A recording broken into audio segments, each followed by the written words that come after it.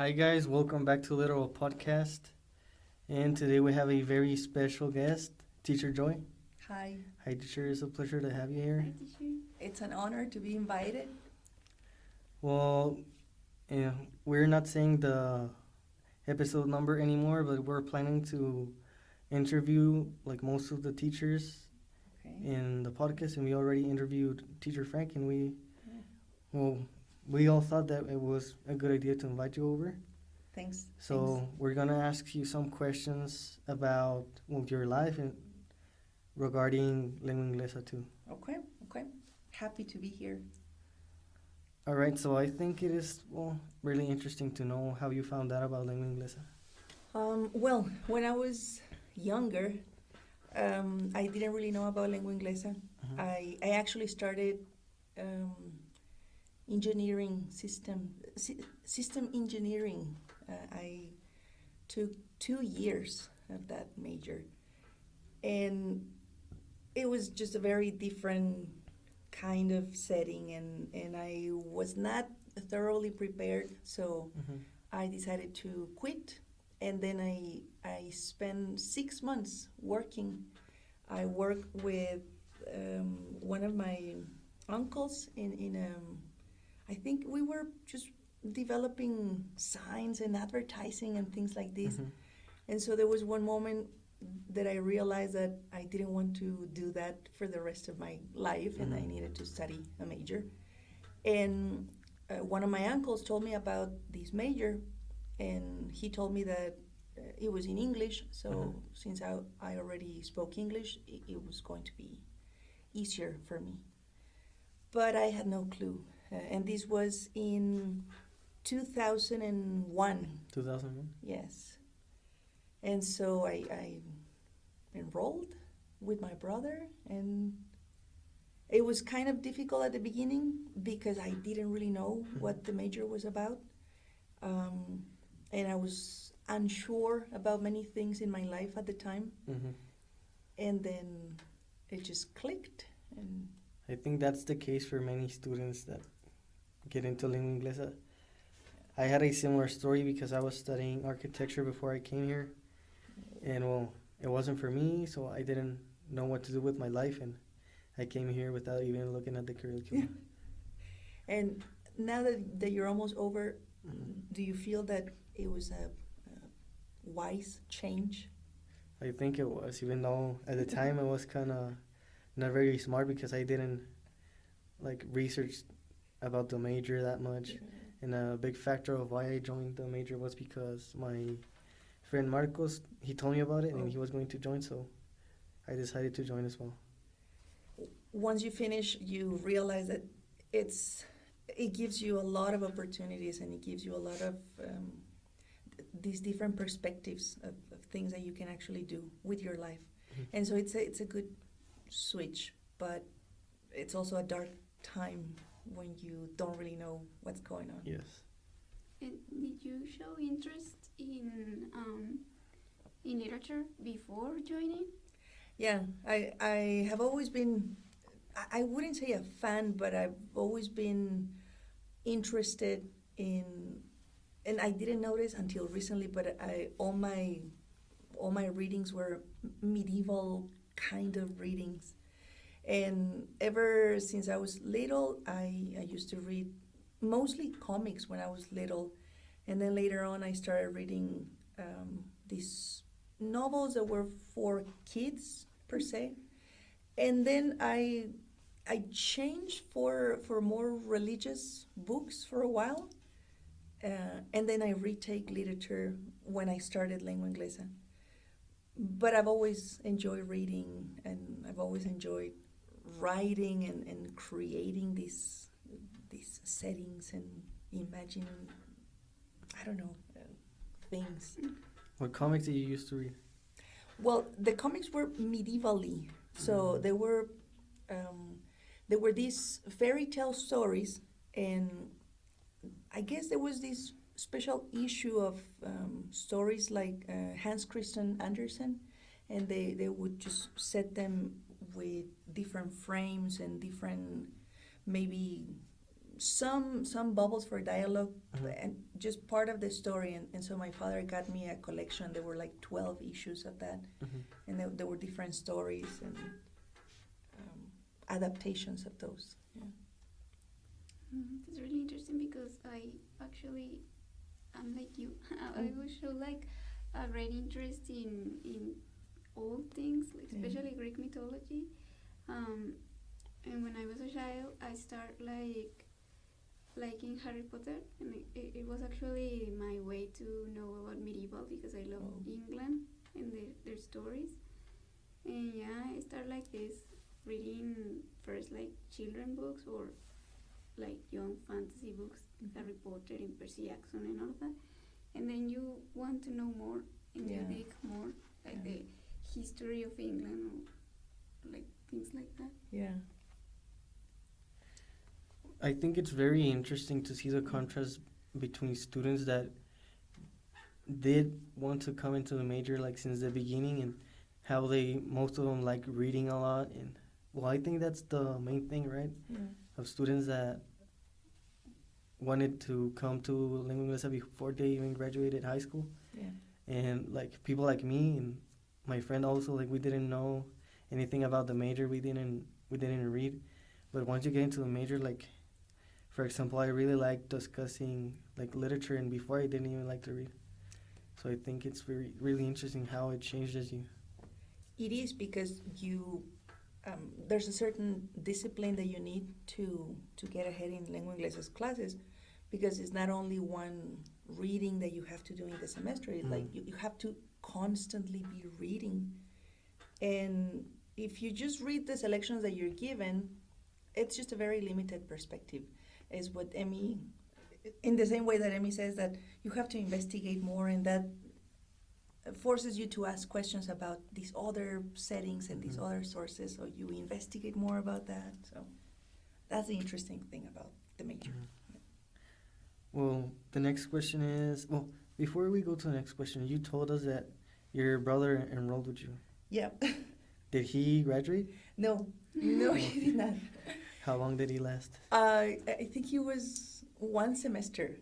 One semester? And he was like that example. He did not like to read. Mhm.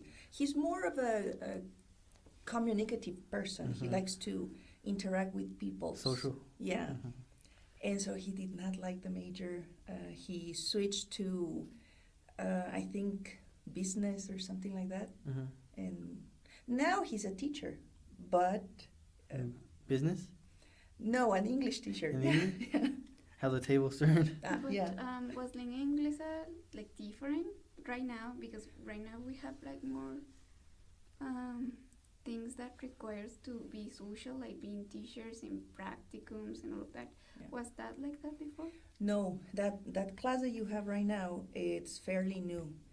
So when I was in the major, we had classes. We had assistance on how to develop the curriculum and how to plan for a class, and then we had practice in the classroom, and then they told us sometimes that we should adapt the class for kids or for teenagers. So it's like the TESOL class we have now in seventh Yes. semester? Yes. Okay. But we didn't have external practice. Like Mhm. we didn't go to different schools or anything, and we didn't have those electives that you have right now, Mhm. that literature for kids or Mhm. you know. The Frank electives. Yeah, we didn't have Frank Mhm. electives. I took one of Frank's electives. That was Joyce Carolot's class.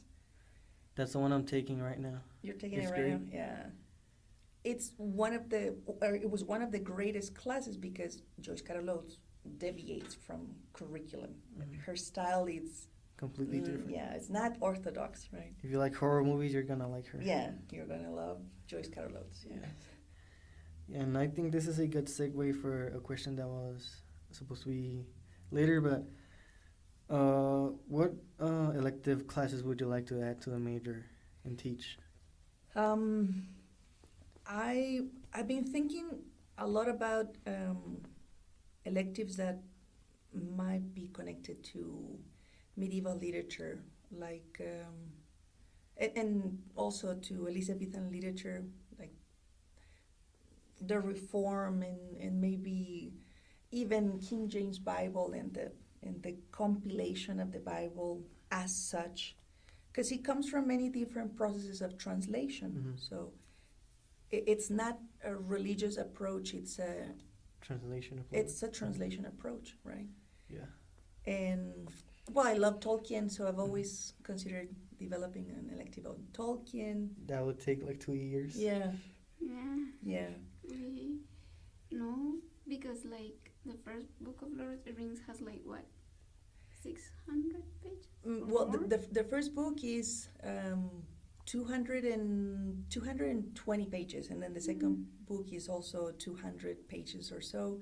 The third book is 200, but the whole legendarium of Mhm. Middle Earth is, like 20 books or so, and so it's extensive. Mhm.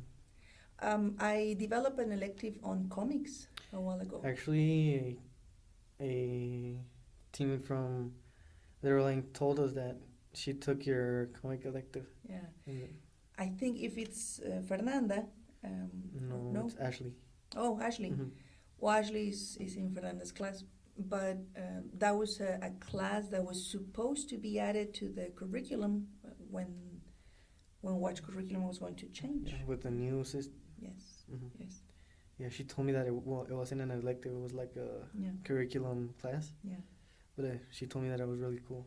She had a lot of fun. She told me at the end that she had enjoyed the class very much because it's a creative approach. Yeah. So you check the evolution of the comic Mhm. in the United States only because comics Mhm. might be worldwide, but only in the United States, and then you create your own story. I have a comment about that. You should have Go. made them draw. Oh, yeah, but how can I force them? It's tricky for them Mhm. to draw. It would have been fun looking Yeah. at them and displaying them downstairs. Maybe just sticks and circles. Mhm. That would be good.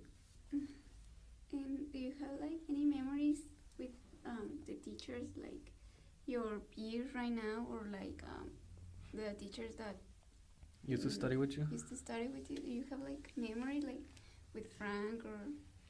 Yes, my class was with Yomaura, teacher Yomaura. Frank told us about that Yeah. you used to actually be in Little Ink. Yes, we were both Frank's disciples, or how do you Pupils? Yeah, kind of like that. And we followed him around, mostly Io, and then I would follow Io, and we would just try to do Mhm. many different things.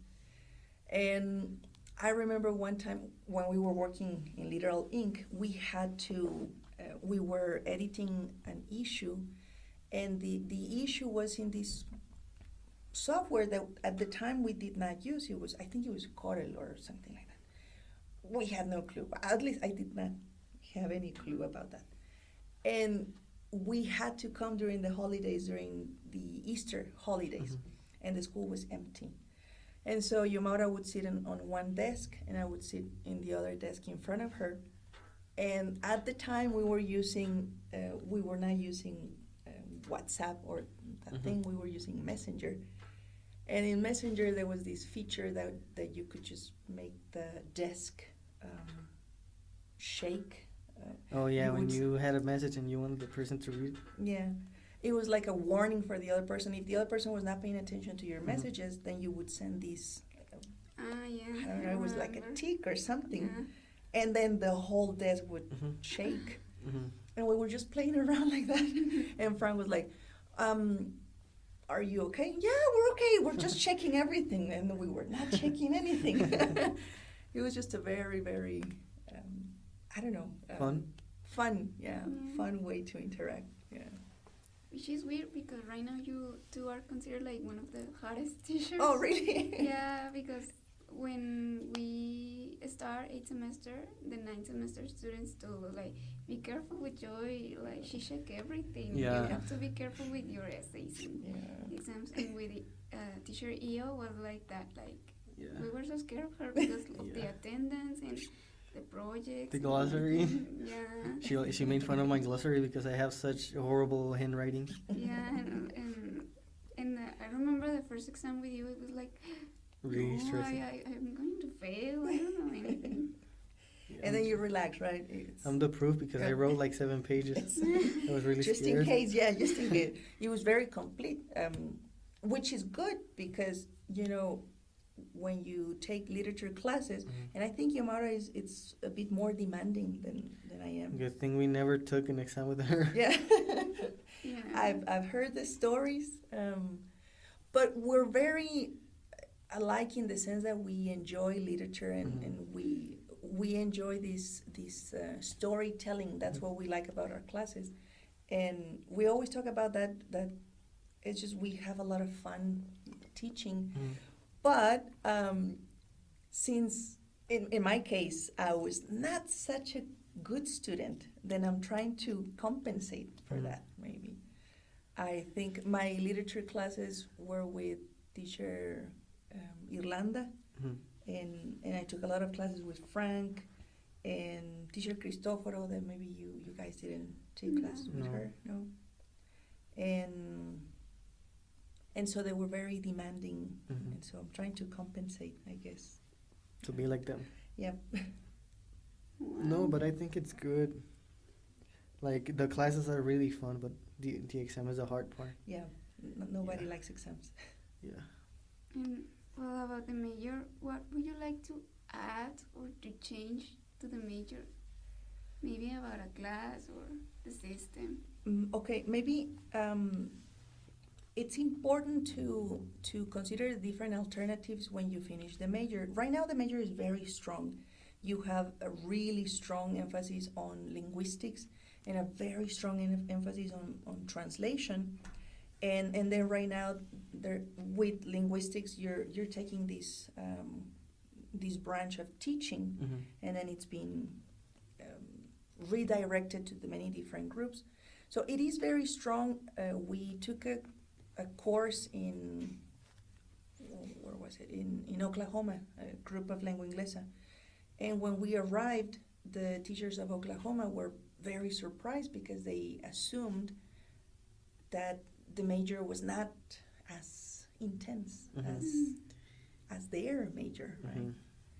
And they were really shocked. Right now, actually, you're preparing for 2 majors in One. comparison to the United States. Yeah, that's what teacher Frank told us, that over there when you were majoring in English, it's just for English teaching, like teaching literature. Yeah. But in here, well, you're like you're supposed to get out of the major like a complete like linguist. Yeah. And so it's really demanding. But I still think that maybe we need to add more practice for you guys, like have you present in Semana del Humanismo, or do these activities that are more public, in which you share what you are investigating. So Yeah, like in here, that's what we were talking about, that in case like any student wanted to come and share in an interesting topic, they could come to us and tell us about it, and we'll be more than glad to talk about it in the podcast. You can ask a teacher, no, well, I'm interested in poetry. Yeah.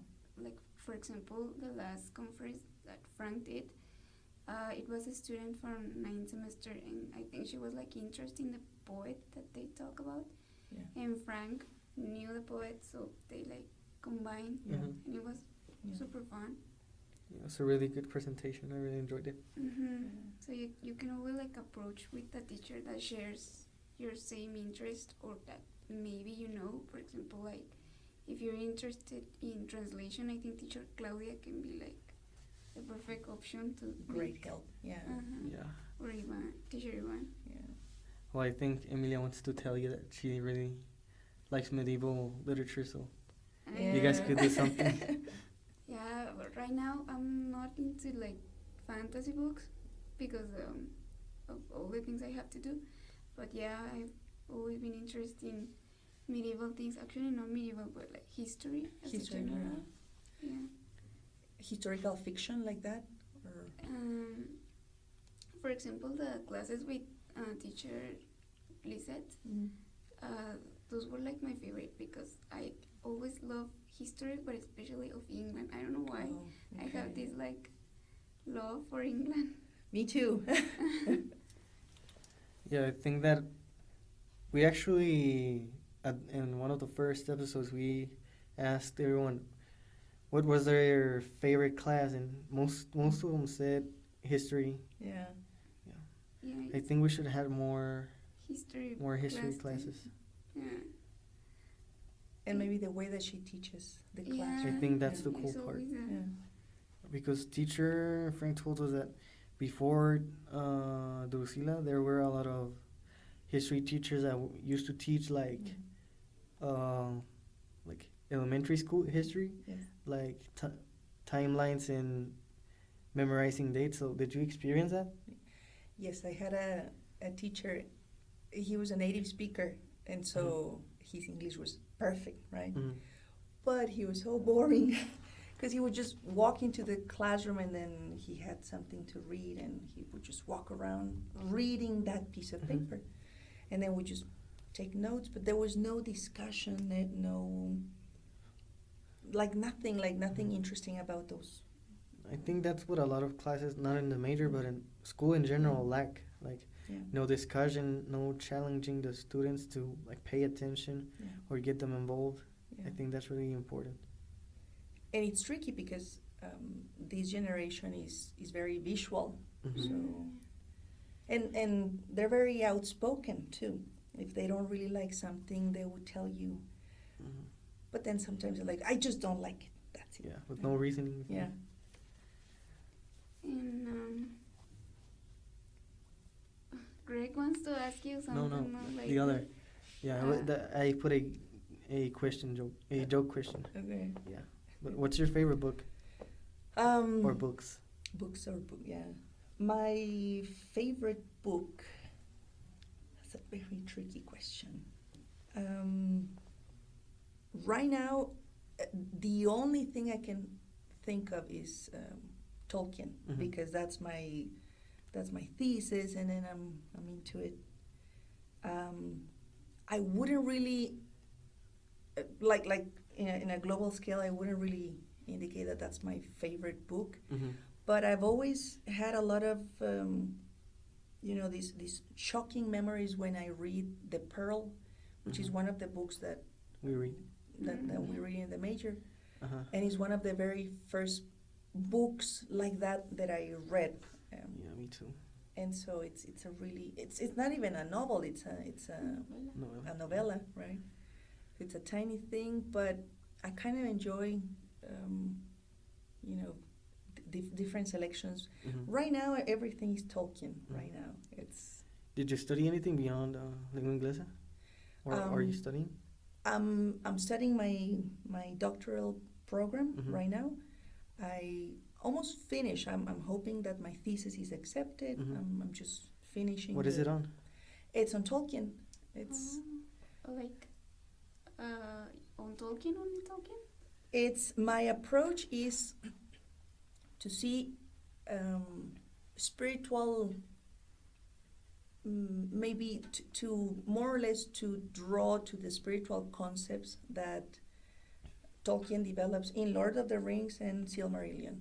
Only those, right? Because it's very extensive, the work, and I'm trying to maybe show that you can actually become or be transformed as you read Lord of the Rings. Hoping. That's really interesting. Yeah. How did you graduate from the major? I graduated in 2016, 2006, Mhm. 2006, yeah. And then I did my master's 2008, 2009 maybe. What was that on? Higher education. I Mm. did it here in the university.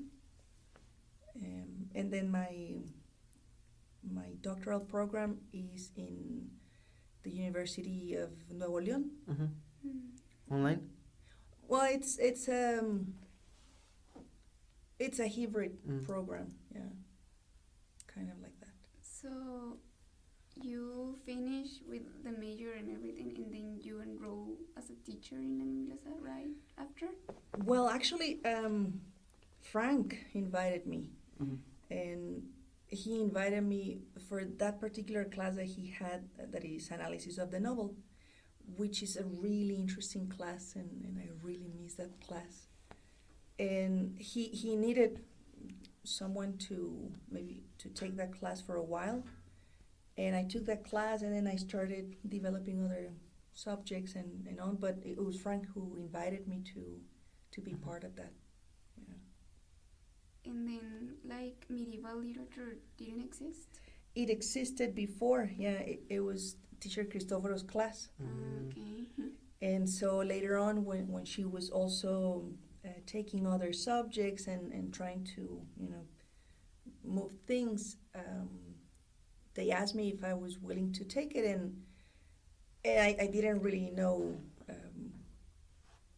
a lot about the process of teaching medieval literature, but I loved it, so I said, yes, I'll take it. Yeah. Would you consider that to be your favorite class to teach? Right now, yes, it's one of my favorites. And right now, Beowulf is one of my favorite stories. I have like 5 different translations I really enjoyed it. Well, it has been my favorite reading from the semester. from the semester. Yeah. It's one of my favorite classes, and maybe a couple of years ago we had these medieval fairs. Mm-hmm. Right now it's been difficult because of the pandemic and stuff, but it's very fun to organize and to see. Yeah, we've seen them disguised and everything. Yeah. Looks really fun. Yeah. I also have another question. Maybe it's not related to the major, but what's your favorite movie? My favorite movie is Interstellar. Yeah. Really? Interstellar it deals with this concept that I wish it could be true. There's no limitation in the space-time continuum, and so whatever happens right now somehow affects whatever is going to happen in the future, which is a concept that the Vikings had, and it's this concept of weird, which is an interconnection of things. Is like whatever you did in the past connects with the present and also connects with the future, so it doesn't really matter what's your decision, it's always a connection. Well, in teacher Frank's class, the elective, we just read Fractal. Oh, Do you remember it? yes. It's kind of similar, right? Yeah. It's really confusing. And that idea of the fractal is this tiny movement that expands and then expands again and expands again infinitely. Do you remember like the plot of it? No, not very much. Well, it's about a kid and his mom, which he asks her to take him to a museum. Okay.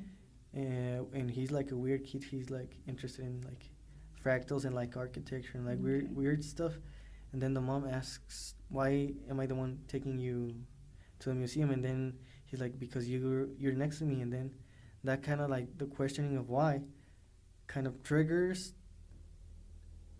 like alternate realities, you could say, Yeah. in which the museum is closed, and then in which the kid gets lost, but then the mom takes him, like she finds him, and then the last one and the most shocking one is that he like gets into a maze, and since he's a really weird kid, he tries to beat the record of how long does it take him to get out of the maze. Okay.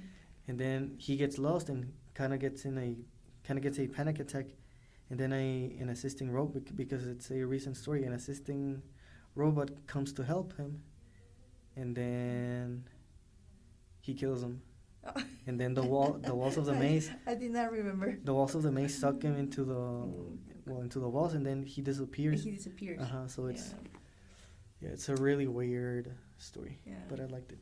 I like those concepts that they're drawn from science. I really like. I really enjoy science and the possibilities of science, the string theory and the possibility of having at the same time with another dimension right here. It's just we cannot really pick up their words or anything. I really like that notion. Yeah, I remember a scene in Interstellar when he was like in space, but then it was like a library, and then it was his house library. I don't know. And the daughter was there, and he was touching the things, and the books fell. So he was the one. Those were the strings. Yeah, it was really interesting. Yeah. So now I want to know your opinion about Marvel's multiverse. What do you think of it? How's it portrayed? Hate it. You hate it? No, it's really interesting, but I think the multiverse, it's being dominated because of the decisions of the owners of the characters at first, and so they're trying to adapt because Spider-Man was not owned by I don't even know the company that released Marvel? no Disney? not the Sony. yeah, it was Sony. Sony, right? The one that produces the movies and everything. And so I think that sometimes the decisions that they make in the new movies, they're because they have to explain those. Yeah. So they're not canonical. They don't really come from the comics, or they come from a weird combination of situations in the comics. And Well, I think that the thing is that there are comics in which the multiverse is real and everyone like there's a Web of Shadows.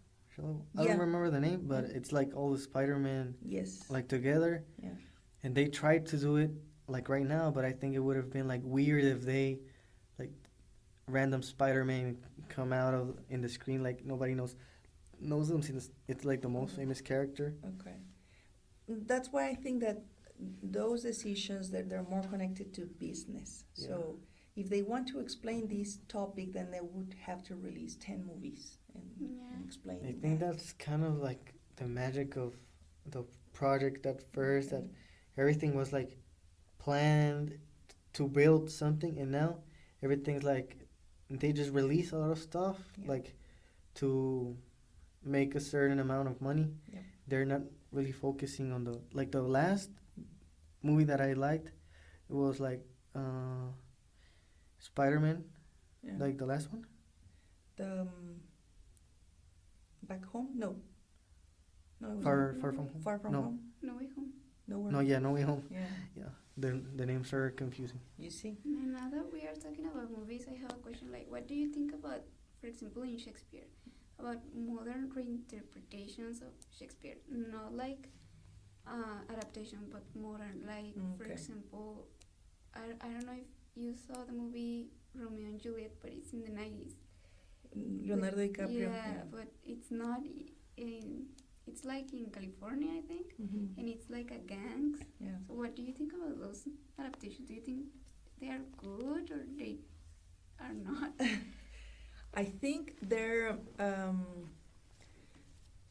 interesting, but for an audience that is not that familiar with Shakespeare, because they enjoy the motives and they enjoy the passion that it's supposed to be presented in the complication.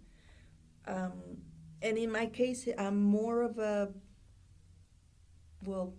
I prefer all language and these movies that are older, maybe, in that sense.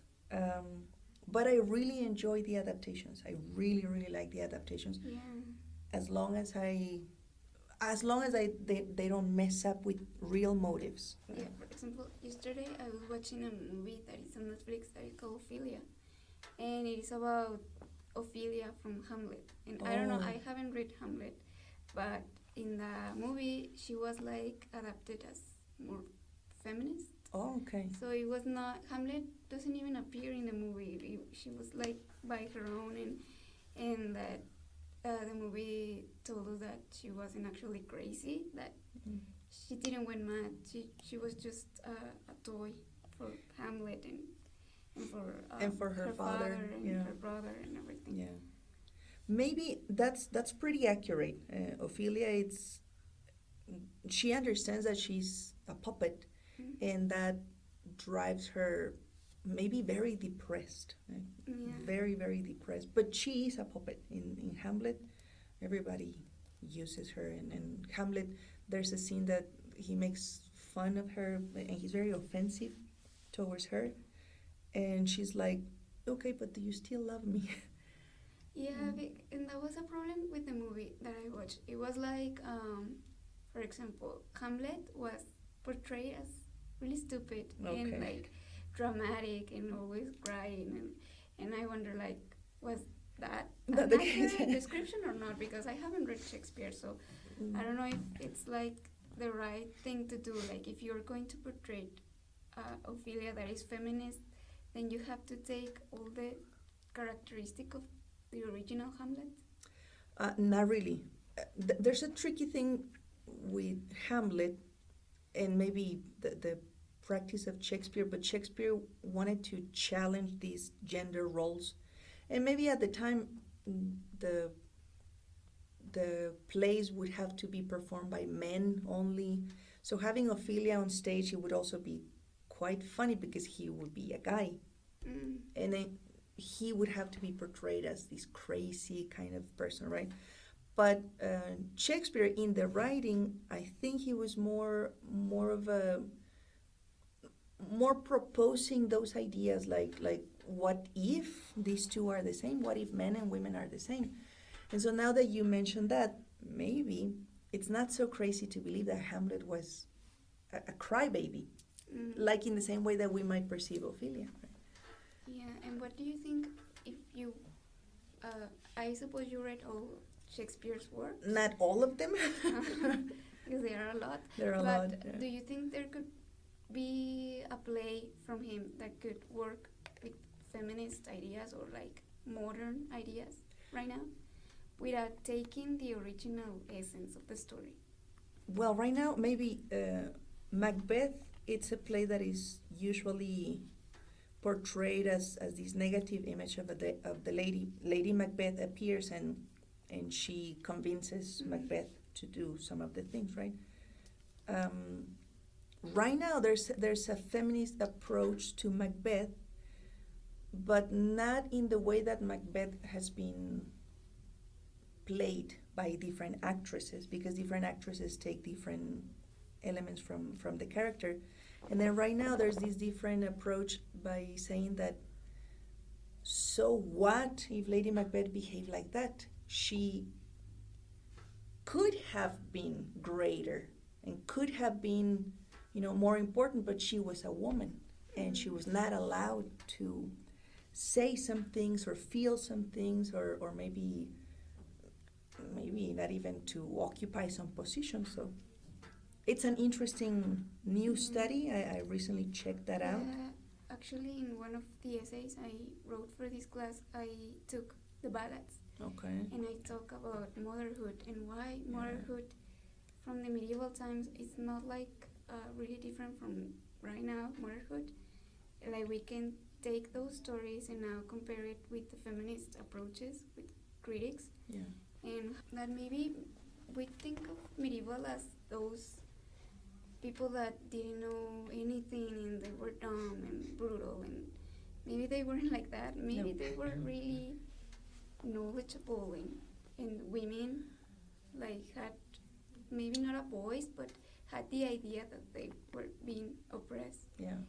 And for example, I think stories like Frankenstein and all of that can be taken back and be like adapted right now with more modern ideas. But I don't know if you like that. I wouldn't say that I'm a feminist, but it's impossible to avoid that some stories should be approached like that. The problem with that approach is that the story was written at a particular time in a particular social context, and those events were just reality for them. But we judge them from our 21st century that perspective. Was like that is like a biggest issue, because if you're going to like judge Shakespeare, well, like you have to look at the historical context, and maybe Shakespeare was different back then, but right now we don't realize about Well, I it. think it's I agree with you, and I've heard a phrase that it's don't judge the ignorance of the past with the knowledge of the present. Yep.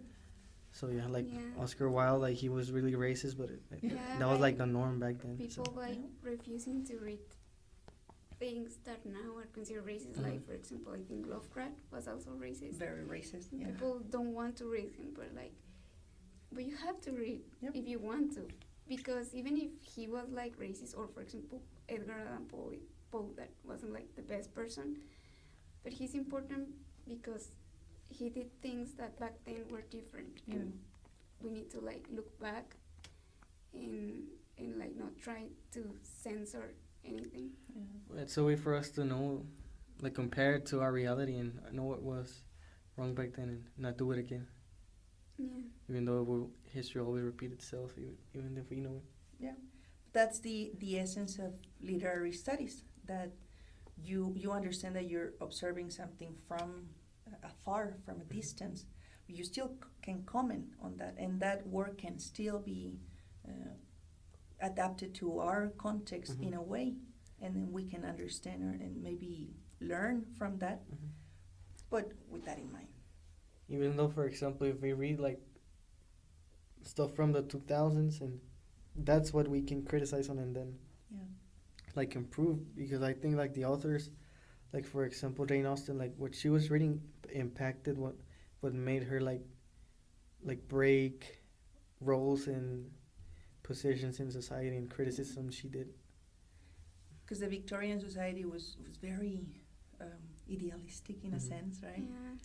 Perfect interaction, men and women, and that was not reality, right? So it's also something to consider when we read a piece of literature.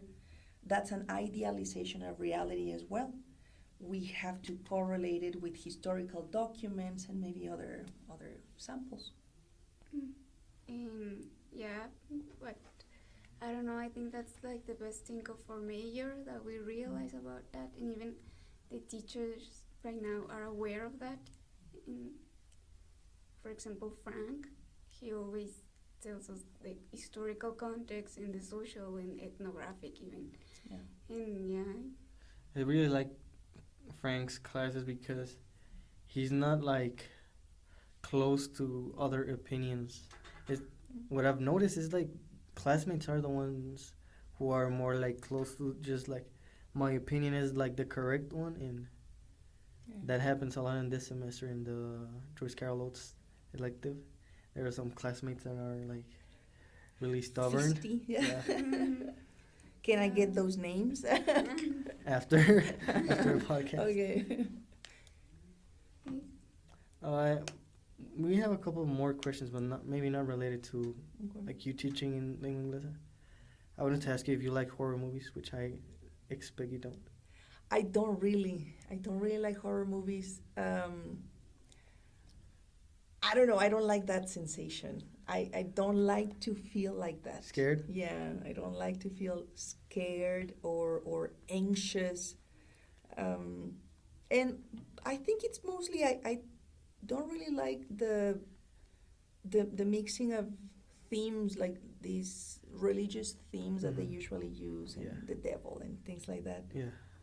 Yeah, I don't really like to mess with that. So, Yeah, that's like related to another question. Or no. do you believe in supernatural things? Supernatural? Do you mean like demons and stuff? Yeah, Or- demons, ghosts, spirits, everything like that. Yeah. Well, I'm a believer. I believe in God, Mhm. and so if you believe in God, then you must also believe in the devil. Right? Mhm. That's what they say. Yeah. But I believe in this God as a creator of everything. Mhm. So everything is part of it. Mhm. But everything, I believe that everything has a purpose. Mhm. So sometimes these forces might be present Mhm. with a purpose. We must be very open as to understand the purpose. And I think it's like religious people, the ones who believe the most, right? Yeah. Because my grandpa, he was really religious, and he was like our house. My hometown is Madera. I Yeah. don't know if you know it. I've never been. Well, it was like you could call it like an American colony Okay, yeah. for like 40 years, I think. Yeah, it's Colonia Juárez or Colonia? No, that's another one. Oh, okay.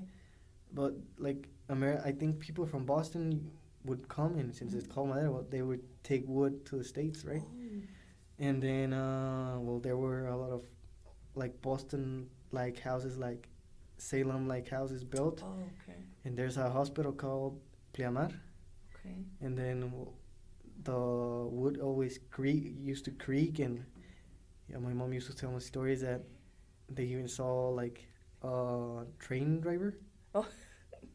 And like they thought it was a thief, and they tried like To kill him or something? no, like getting him to call the police, and then he vanished out of nowhere. Like a lot of times that happened. So yeah. Yeah, the ghost stories and stuff. Yeah. I wanted to ask you that because to all the teachers have asked, like nobody likes horror movies, and I was doing my thesis on that, so Oh, okay. that's interesting. Like I was asking teacher Frank, like, what do you have you watched any horror movies? And then he told me he hadn't watched any horror movies at all. I have one of my closest friends loves horror movies, and so she asked me to go in and check a movie with her, and it was still cold because I think it was like a year ago, and I remember that I grabbed my jacket and I placed my jacket like on top of my face, and I was just like maybe lowering a little bit back and then covering back again. I was such a baby, and she was really excited about that. I don't know. Some What people movie? like The Rush. What movie was it? It was a silly movie, like something, the Call of the Devil or something like that. Oh yeah. Well, I don't get scared by movies anymore. Like since I used to get really scared when I was a kid, and now they give me like, how can I say it?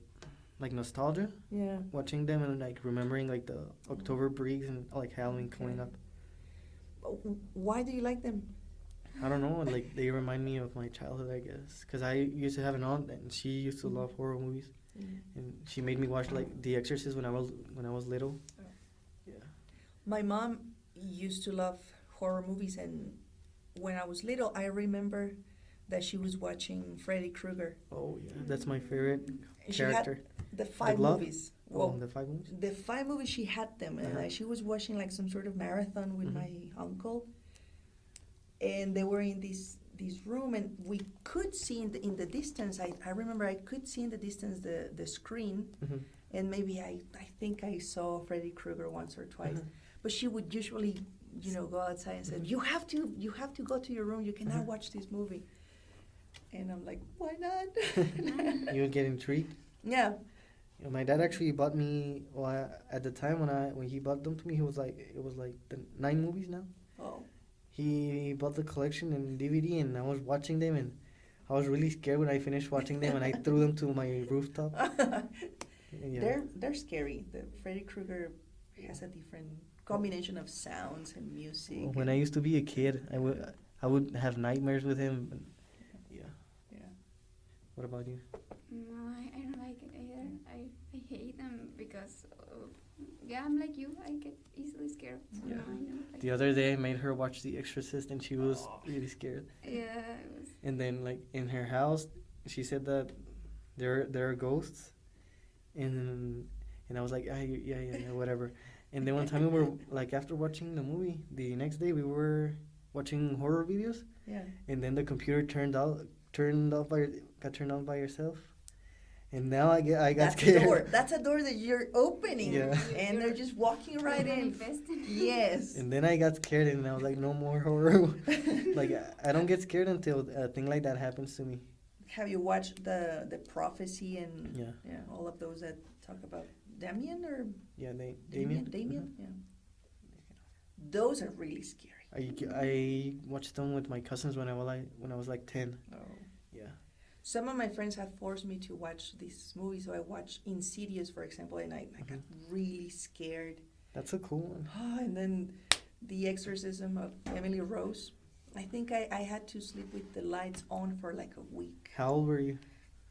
25 or 27 or so. It was really shocking. Yeah.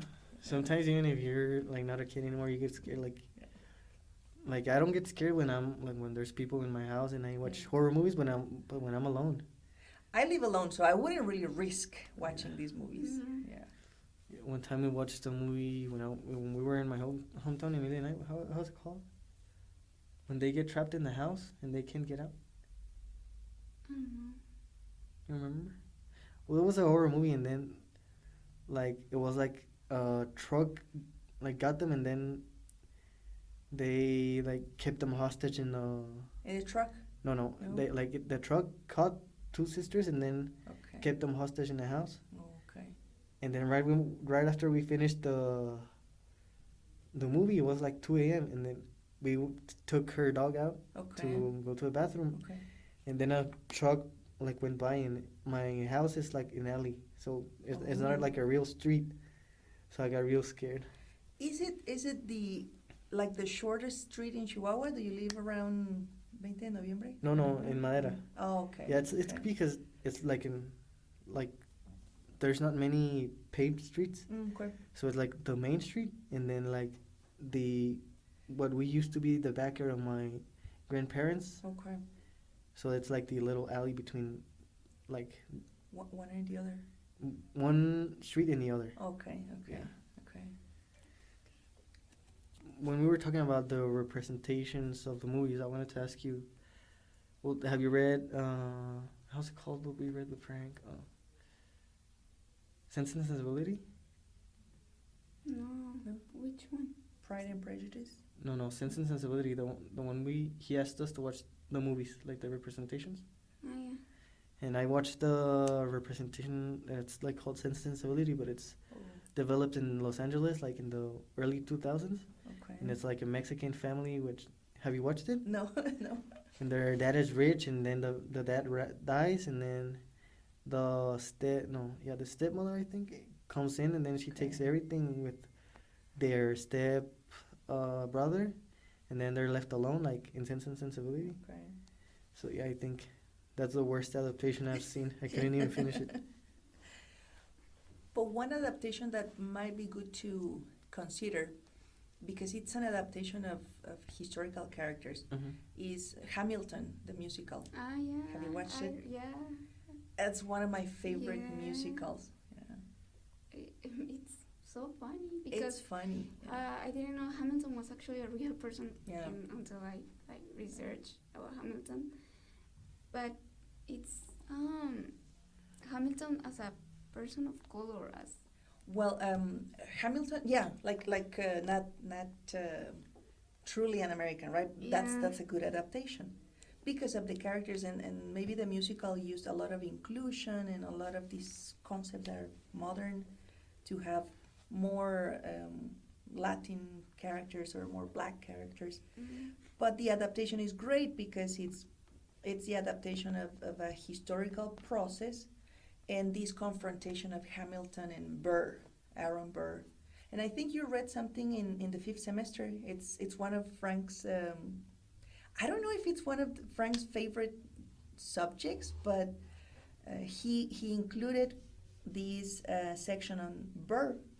And so Burr was this character that was really ambitious, but could not really make through with the forefathers of the United States. So it's great. You should watch it. Yeah. I'm intrigued if you knew Teacher Ivan while in the major. Not during the major. Mm. No, not during the major. He was. His class is 2 years ahead of mine. Mm.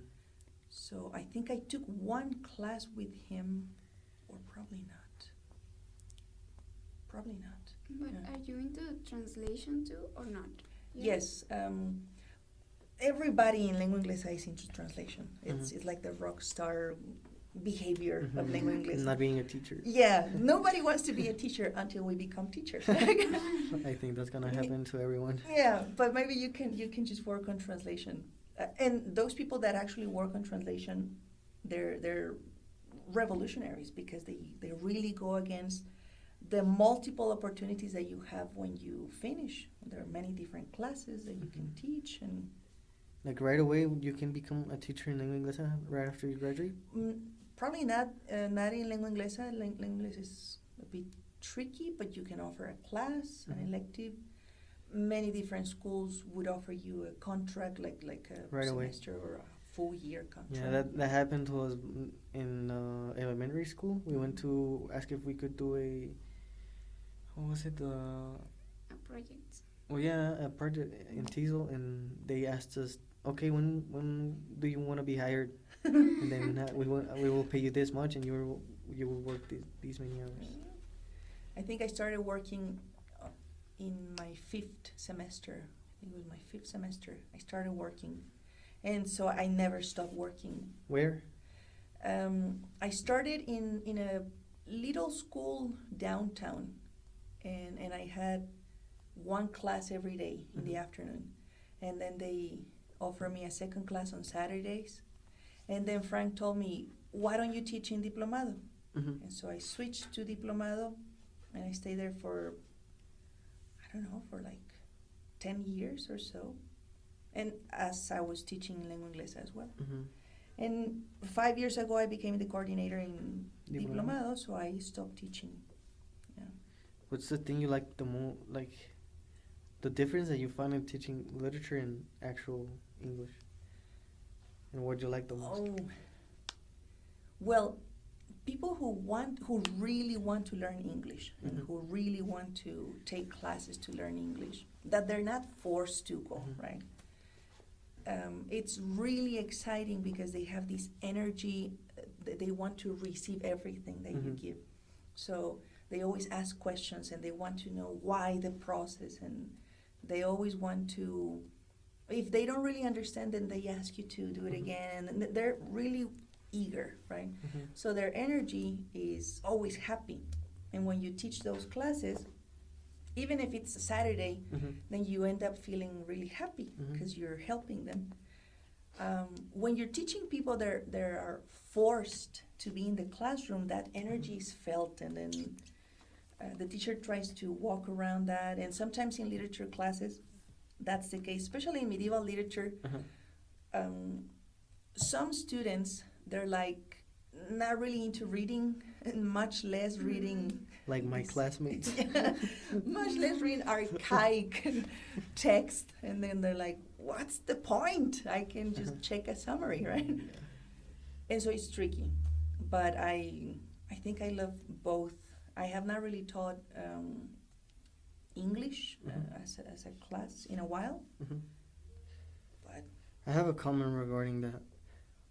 Like last week,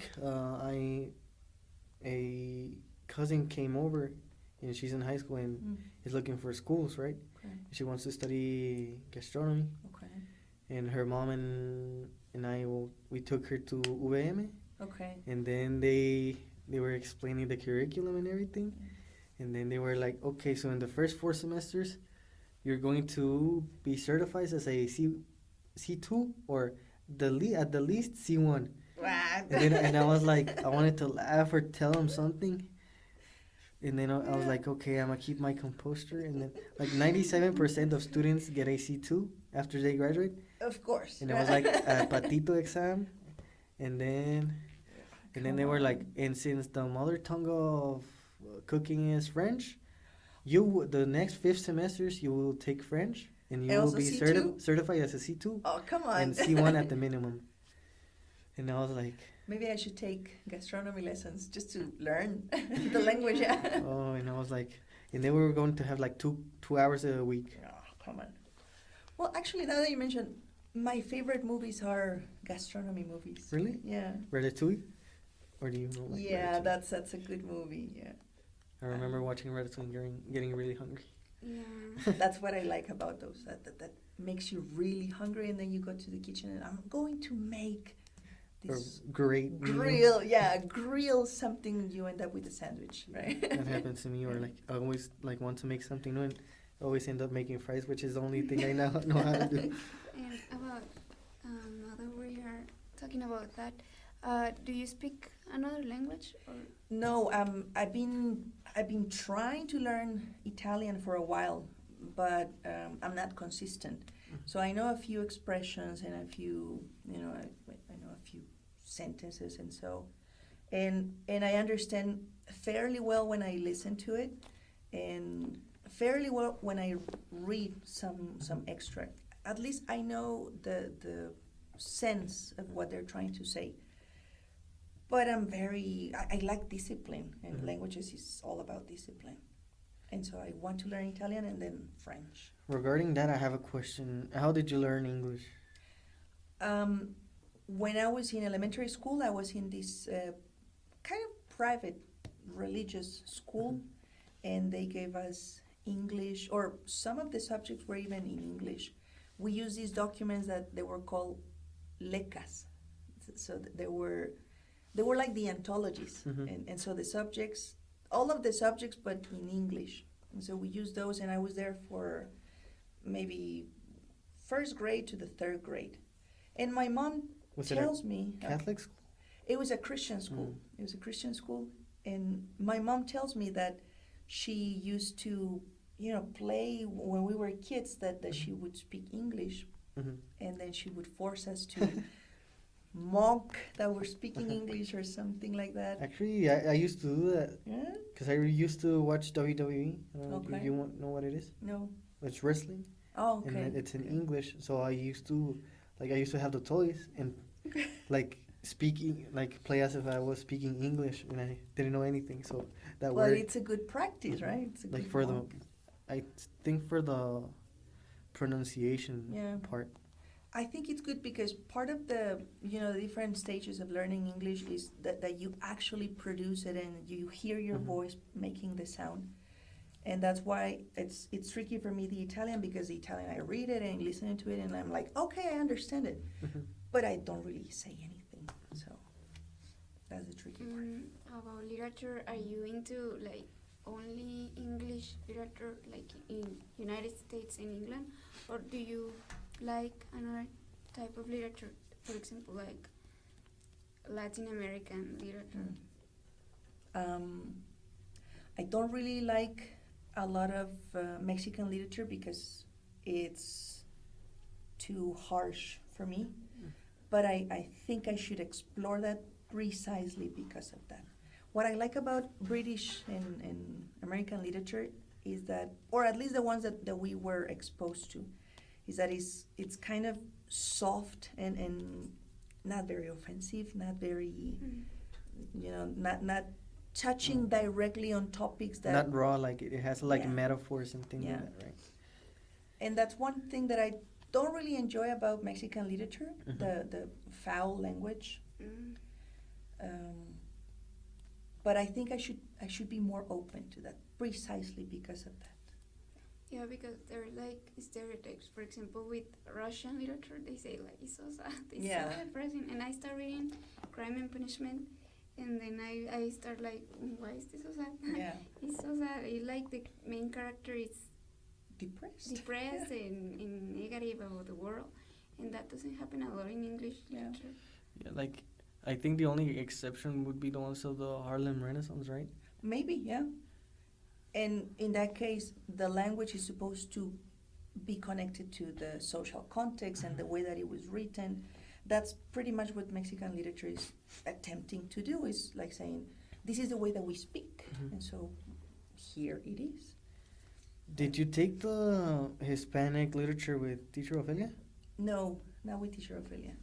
Oh, well, the class. The class, yes, I took the class. My teacher was Antonieta. Her name was Antonieta. That sounds like a really strict teacher. And she was demanding. She retired maybe I don't know, a while ago. But she still goes to school. She's a very fit teacher. I think she's not vegan, but maybe vegetarian. And she's always promoting that. And Did you read Pedro Páramo? Yep. Yeah, you're right, because, for example, Mexican literature is written as the way we talk as Mexicans, sin pelos en la lengua. Yes. Like that. They don't try to make it as if a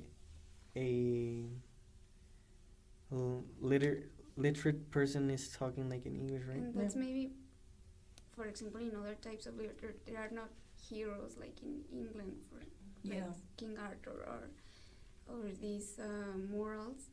Um, I don't know a lot about international literature, but for example, when we read the books teacher Ophelia gave us, they were focused on the decay of society and Yes. corruption, It's like murder. Italian literature, right? I have not really read a lot of No, me neither. which one, It's like 'cause Pinocchio or something like that. No, it's because I went to two Italian literature presentations in Semana del Humanismo, and they Okay. explained that like it talks about corruption and violence and like the Maybe suffering of True. people. the exception could be United States, like the type of stories that are like Edgar Allan Poe or Yeah. how is it called, Southern Gothic.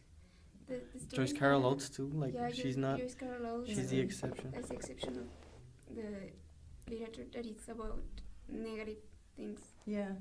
But in the canon of English literature, there's always like heroes and love Yeah. and national pride.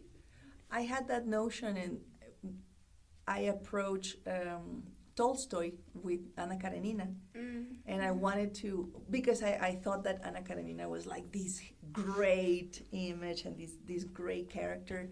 But then I started reading the book, and I was like, she's very crazy. And then, well, not to spoil, but she killed Yeah. herself, right? And then you're right about that sense of writing. Those books, they're supposed to develop concepts. Mexican literature is supposed to show you reality and then Mhm. slap you with this. This is the truth, right? Something relatable. Yeah. Mhm. And then some other American writers, they're supposed to tell you about the dream and the complications to get to the dream and Or like read a book we read of Mice and Men, yeah, But John it's- Steinbeck. the reality of the American dream, and Exactly. the decay of American people as Have you heard about the debate that teacher Carmen and Frank have with the Pearl? No, what is No? it? No. That teacher Frank really likes it, and teacher Carmen doesn't like it because it portrays Mexicans as like savages and like. Okay. Mhm. Well, What's your opinion on at the time it was the case. At the time in the 50s, I remember, for example, my grandparents that live in this small ranch. that? Mm-hmm. It was just like that. It was this ideology that they couldn't really go to see a doctor because the doctor was going to treat them, and they didn't really have money to and that go. happens in Latin American literature too with I don't remember the name of the book. It's not Mexican, but Horacio Quiroga. Oh, okay. That is these people that are from small towns, and they are like surprised by the new world, and Yeah. I think that's the core of magical realism. Mhm. That it's how people from small towns that have no education face the new world or the Yeah. I think that connects to the saying that people say in Mexico, Mexico, Mexico. Okay. Like this, how sublime it is, like surrealistic things happen in Yes. Mexico, right? Yes. And even in our country, there's a place that was not even built by a Mexican person. It was built by this, I don't know if he was British, in La Huasteca Potosina. It's a park that includes, it's a surreal park. Mhm. And so it has all these different stairs that they go nowhere. Mhm. And it's in the middle of the jungle, and you can just go there, and it was like his backyard, but it was not built by a Mexican person. And so I think literature shows you something about the ideology of the people, and the way that we perceive our reality now, Mhm. and the way that we work our conflicts. But isn't that going back to the Pearl, like not really, like like Steinbeck like wrote it like that. Like, isn't it like offensive because it's not his reality? It's like how he sees it. Cultural appropriation, Mhm. maybe. Mm. Yeah. Like it's like if we wrote about the United States and then we wrote up about a fat person who eats McDonald's, like a Yeah. Wally kind of story. Like, Yeah. wouldn't that be offensive? Maybe in the case of Steinbeck, that he actually spent time with these people, Mhm. that he was actually in these fields collecting. I don't know if he was collecting oranges or something else, right? But he spent time with them as an ethnographer, maybe. And then he was just collecting this information and everything. They were Um, guinea pigs. Yeah, maybe. Like in my case, for example, I'm not Catholic, but I went, like I told you guys that I went on this pilgrimage, and I was just recording the whole thing as if I was a believer, as a Catholic believer, but I was not, right? And I think I wrote something about that, just notes that I have there. Have you ever wanted to write a book or like a short Yeah, story or yeah. something like that? Always, that's always a dream, but Have you there's- tried it? My style is poetry mostly. Mhm. So I have a book of poetry that needs polishing and needs to be sent somewhere, but I have it already.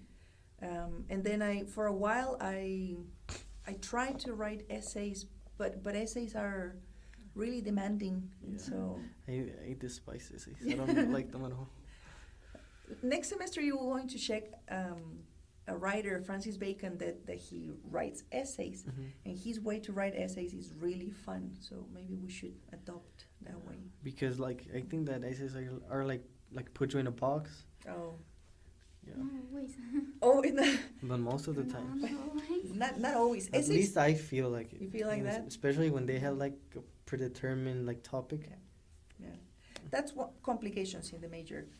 But if you leave the topic open, I've tried that in some classes, and it's chaotic. It's a mess. Yeah, it's. But not isn't really that beautiful also? Well, yes, but not for a grade. Oh yeah. Are authors that you don't like, or books that you hate that are part from the canon or not from the canon, but you think like, why? Why is it? Let me think. For example, in Elizabethan literature, we check a lot of poets that are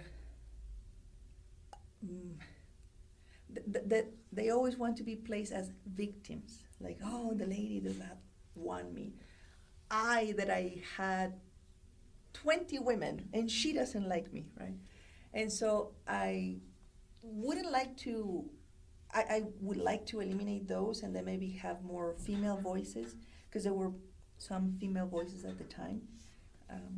But since these guys that were writing were part of the court and they were friends with the important guys at the time, they got their work known, and that was less opportunities for women. And so it's also tricky, because if you notice in the presentation that we had for female writers, female medieval writers, they usually talk about religion. Mhm. And so that's the other side, right? I don't really like that. You? Do you have? Me? Mm-hmm. I didn't like the Pearl. No? No, I don't remember. I didn't. The Scarlet Letter I didn't like at all. Okay. And that's one book that EO dislikes that. I think she dislikes that. Because teacher Eo didn't give us a class. No. No. Who gave you the class? Teacher Laura? No. Jose Luis. Oh, okay, okay, Yeah. Yeah, but okay. Yeah, we didn't like it. no, it's the story that I don't like the story of the Scarlet Letter. I didn't find anything like, wow. It was kind of predictive. Yeah. You know, I've heard a lot about Jack Kerouac, for example, and then I read On the Road. On the Road, right?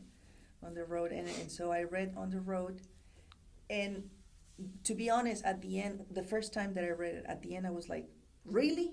This is the novel? This is the novel? And I didn't like it. because I was not ready at the time. At the time, I was really close-minded. I was like very set on my ways, and I was stubborn as well. I didn't like the opinions of others, and so that was really, my mind was narrowed at that time. And then I took a trip with Frank to San Francisco. That We would be went cool. Yeah. We went to present. We were going to present some research. He was going to present, and then he invited me to develop a research on maybe a topic. And so I developed something, and I sent it, and it was accepted. So I joined them. When was that? It was 2016. Mm. Yeah. I want to be like you. Travel with And Frank. travel with Frank. It was really great. We had the conference, and one night we went to visit San Francisco, and we stopped in that area that's Jack Kerouac's area.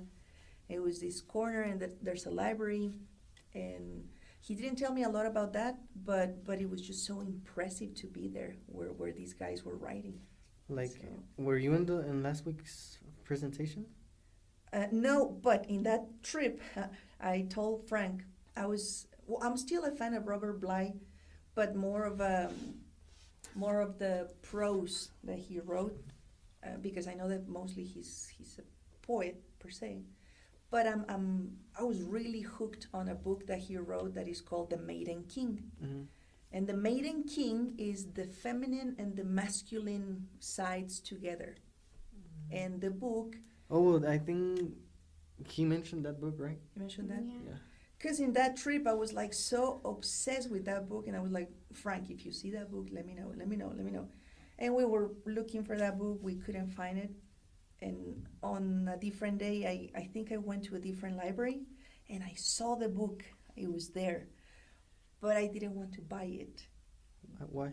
Because I was young and stupid, and I was shocked, and I was like, maybe I don't really want to read it that much.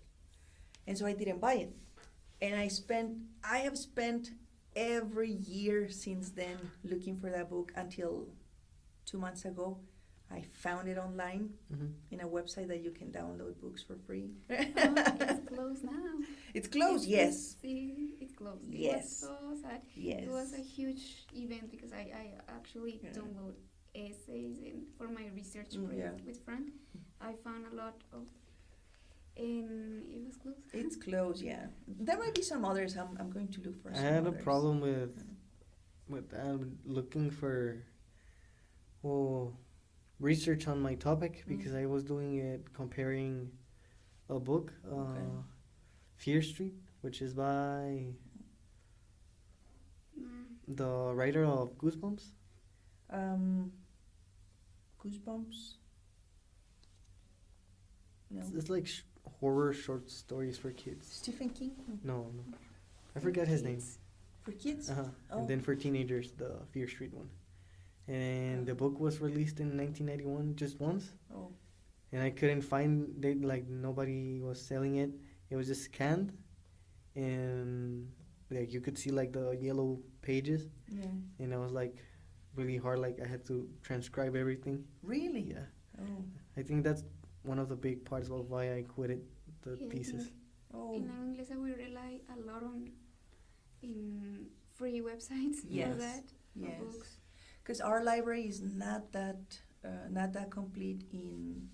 Especially for English, right? Yeah. We have many novels, the ones that we cover in The major. the major, Mhm. right? But there might be some others for research, and we don't have those. Yeah, I have a friend that is actually in English and he likes to read a lot. And when he found out that the website was closed, he cried Oh. because like, why no, Yeah. no, and like, but the books I want to read, I can't pay for them. Yes. Yes.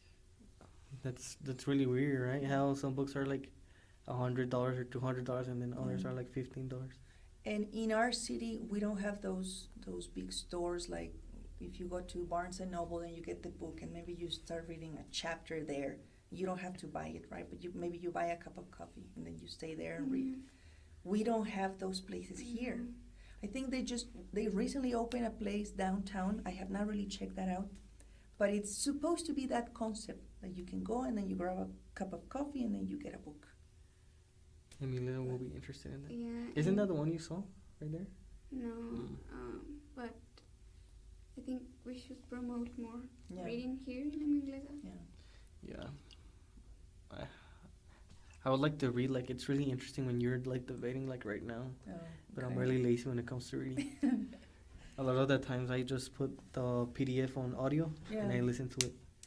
I need to discipline myself in order for me to read on a daily basis, but it's something that you just have to do. Is like if you like to go to the gym as well.